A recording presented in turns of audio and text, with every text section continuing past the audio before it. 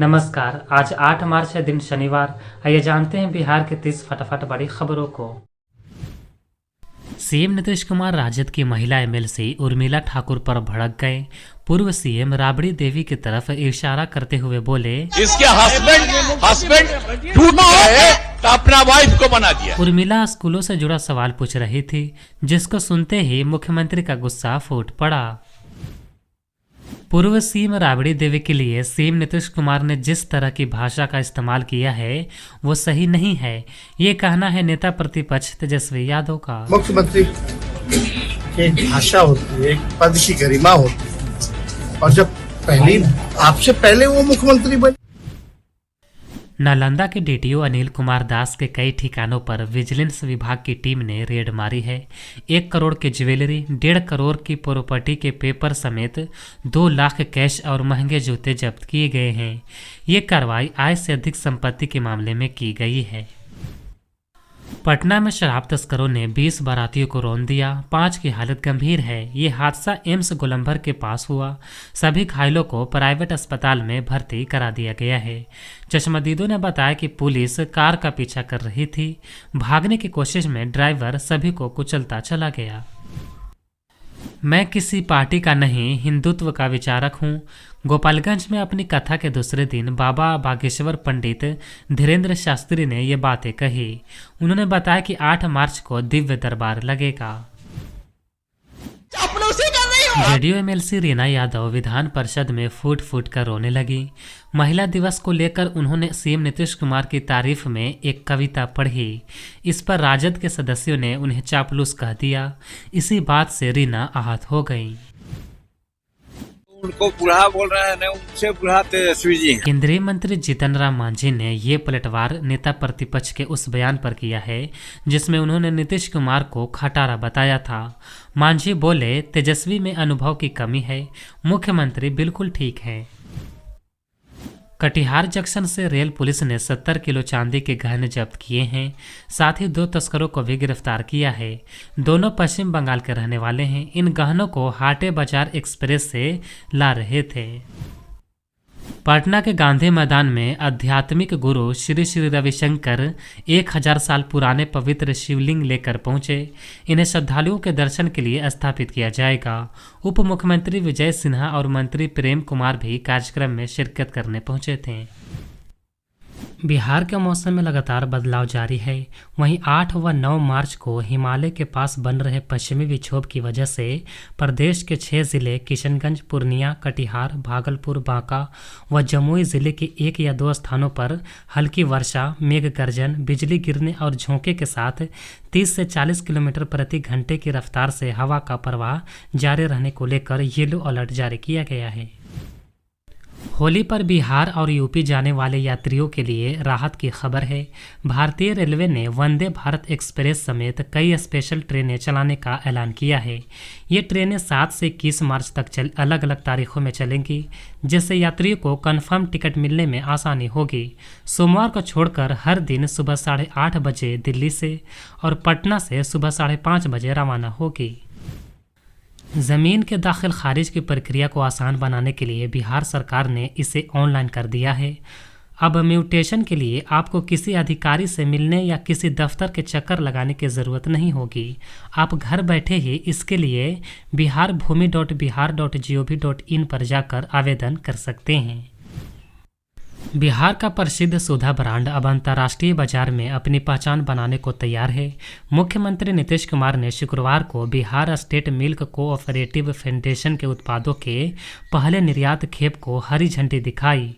सुधा घी, गुलाब जामुन और मखाना अब अमेरिका और कनाडा के बाज़ारों में बिकेगी। इससे बिहार में दूध की डिमांड बढ़ेगी, जिससे बिहार के पशुपालकों को फ़ायदा होगा। जमुई को बिहार का सबसे बड़ा कंक्रीट डैम मिलने जा रहा है। बरनार जलाशय परियोजना के तहत बनने वाले इस डैम की लागत 2,579 करोड़ रुपए होगी, जिससे 22,226 हेक्टेयर भूमि की सिंचाई होगी। मुख्यमंत्री नीतीश कुमार की प्रगति यात्रा के दौरान 7 फरवरी को इस परियोजना की घोषणा की गई थी। पहाड़ी इलाकों में हो रही बर्फबारी का असर राजधानी पटना में भी दिखने लगा है। न्यूनतम तापमान में गिरावट होने के कारण लोगों की सेहत पर इसका प्रतिकूल प्रभाव पड़ रहा है। सुबह और शाम में बढ़ी हुई नमी और दिन में धूप के कारण सर्दी, खांसी और बुखार जैसी मौसमी बीमारियों के मामले तेजी से बढ़ रहे हैं। वायरल संक्रमण का भी प्रकोप बढ़ गया है। बुखार ठीक होने के बाद भी गले में संक्रमण और खांसी की समस्या लोगों को परेशान कर रही है। सभी को इससे बचने की जरूरत है। बिहार में इस साल होने वाले विधानसभा चुनाव से पहले सियासी गलियारों में हलचल तेज हो गई है। इस बीच पूर्व मंत्री आलोक मेहता के आवास पर हुई बैठक में महागठबंधन के नेताओं ने ये स्पष्ट कर दिया है कि तेजस्वी के नेतृत्व को लेकर महागठबंधन में कोई विवाद नहीं है।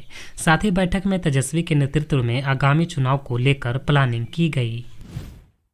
बिहार विधानसभा के बजट सत्र के छठे दिन विपक्ष ने महिला हिंसा के मुद्दे पर जोरदार हंगामा किया। स्पीकर की अपील के बावजूद विरोध जारी रहा, जिसके बाद मुख्यमंत्री नीतीश कुमार ने हस्तक्षेप किया और विपक्ष को फटकार लगाते हुए कहा कि फालतू बात मत करो, कार्रवाई तुरंत होती है।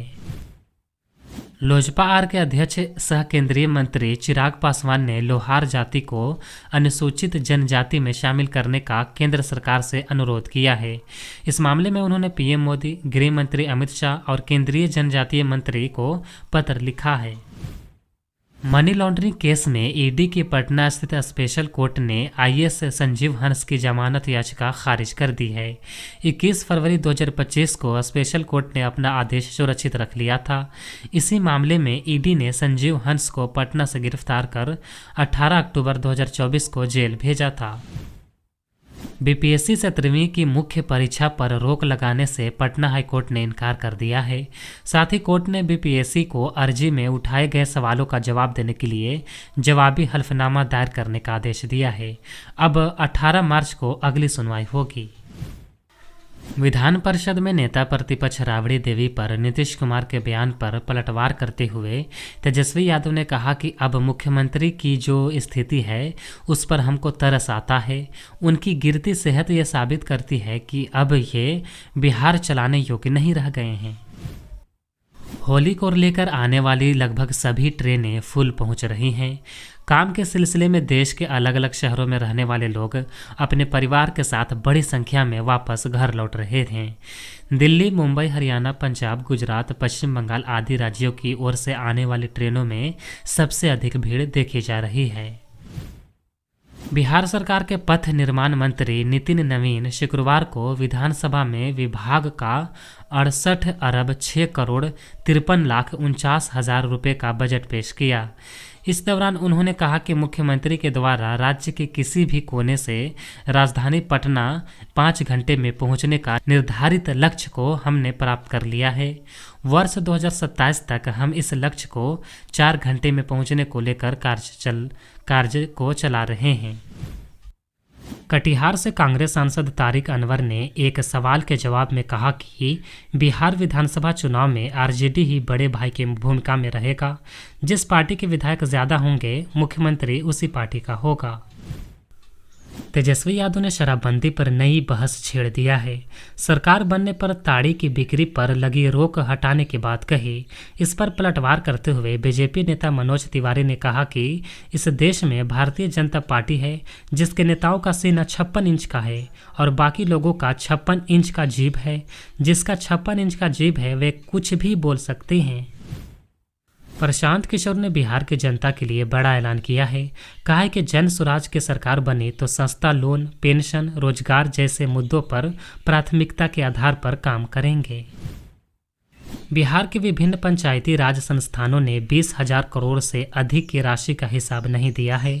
पंचायती राज विभाग की बार बार हिदायत के बाद भी उपयोगिता प्रमाण पत्र हिसाब नहीं दिया जा रहा है। अब विभाग ने कड़ी चेतावनी दी है कि उपयोगिता प्रमाण पत्र नहीं देने वाले पंचायती राज संस्थानों को 15वें और 6ठे राज्य वित्त आयोग की राशि नहीं दी जाएगी। पंचायती राज संस्थानों से जुड़े अधिकारियों पर भी कार्रवाई की चेतावनी दी गई है। बिहार के अररिया में 58 किलोमीटर लंबी 4 लेन सड़क बनने वाली है। इसके निर्माण से अररिया और सुपौल के बीच आवागमन सुगम हो जाएगा। साथ ही जिले को जाम से मुक्ति भी मिलेगी। हम किसी पार्टी के प्रचारक नहीं, हिंदुत्व के विचारक हैं। गोपालगंज पहुंचे पंडित धीरेन्द्र शास्त्री ने ये बातें कही। 5 दिवसीय श्री हनुमान कथा का उन्होंने शुभारंभ किया। इस दौरान उन्होंने कहा कि जिंदगी कितनी भी अच्छी हो, इसमें भक्ति ना हो तो वो किसी काम की नहीं। मंत्री नितिन नवीन ने गुरुवार को जेपी गंगा पथ के अंतिम सेगमेंट का निरीक्षण किया।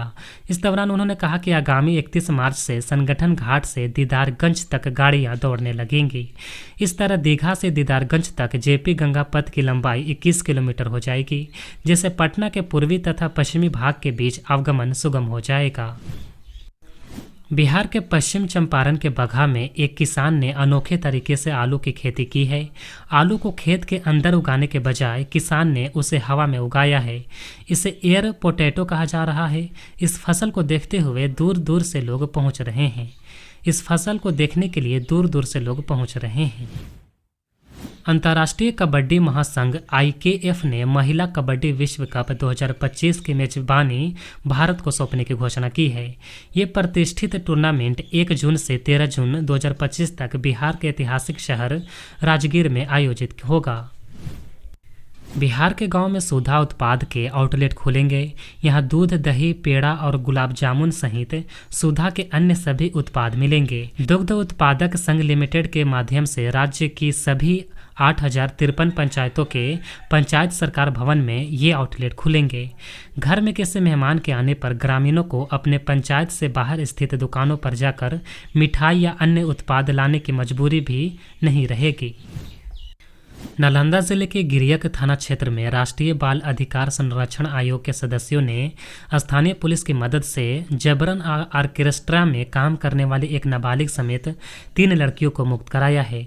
पुलिस ने संचालक समेत 3 लोगों को गिरफ्तार किया है। माह रमज़ान का आगाज हो चुका है। रमज़ान का महीना नेकियों और बरकतों का है। इस महीने में नेक कामों एवं इबादतों का 70 गुना सवाब यानी पुण्य मिलता है। इस महीने का इस्लाम में बड़ा महत्व है। इस महीने का जो रोज़ा रखते हैं वे तमाम नफ्सों यानी इच्छाओं पर नियंत्रण रखते हैं और पूरी निष्ठा के साथ इबादत करते हैं। उसके तमाम गुनाहों को माफ़ कर दिया जाता है, लेकिन रोज़ा उसका कबूल नहीं होता है जो रोज़े की हालत में झूठ, फरेब, चुगलखोरी, गीबत, पीठ पीछे बुराई करे। उसे सिर्फ भूखे रहने के सिवाय कोई फ़ायदा नहीं। बिहार में छात्र ऋण कार्ड योजना के तहत ऋण की किस्त जमा नहीं करने वाले 734 लाभार्थियों पर प्रमाण पत्र केस दर्ज किया गया है। सरकार इससे करोड़ों रुपए की वसूली करना चाहती है। इन सभी ने योजना के तहत राशि लेकर पढ़ाई पूरी की, लेकिन ऋण जमा करने के लिए दिशा निर्देशों का पालन नहीं किया। अब सरकार ने इनके खिलाफ कानूनी कार्रवाई शुरू कर दी है। बिहार के मुजफ्फरपुर शहर में अब फूलों की महक और भी तेज होने वाली है। नगर विकास एवं आवास विभाग ने शहर में फूलों के लिए एक भव्य मंडी बनाने का फैसला किया है। यह मंडी न केवल शहरवासियों के फूलों की खरीदारी को आसान बनाएगी, बल्कि स्थानीय माली समाज के लिए भी एक बड़ा अवसर लेकर आएगी।